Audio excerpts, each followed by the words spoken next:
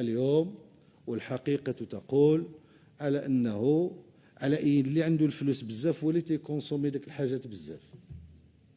إلا كانت الأسرة الفقيرة تتكونسومي واحد البوطة، تستهلك بوطة واحدة، يمكن في أحسن الحالات بطبيعة الحال اللي عنده الإمكانات راه تيستهلك أكثر.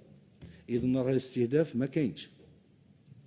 وأكثر من هذا وذاك، الاستغلال نتاعها تجاوز الاستغلال المنزلي بكثير، وأصبحت تستعمل لا في قطاع الخدمات ولا ماشي تنقول أنا اللي تيدير الدجاج يستحق ولا ما يستحقش، هذاك نتذكروا معه من بعد على الفلوس وما تبع الفلوس.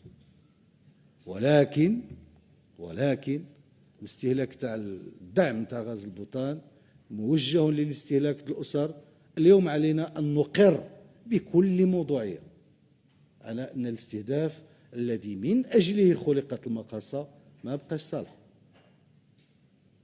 ما نتكلم شيء، هذا كنتكلموا غير على النفقات نتاعها نتاع 15 مليار. نذكر بأنه هذا ال 15 مليار تقدر تطلع لنا ب 50% ذاك الدعم اللي تنعطيو للناس مباشرة، وبهذاك الدعم المباشر نتاع هذا ال 50% راه يشري البوطه نتاعو كيف قال السيد النائب، هذيك الوحده اللي تيستهلك فابور، ومن بعد بغى ياكل السكر ولا يشربها تيمسو الشغالات.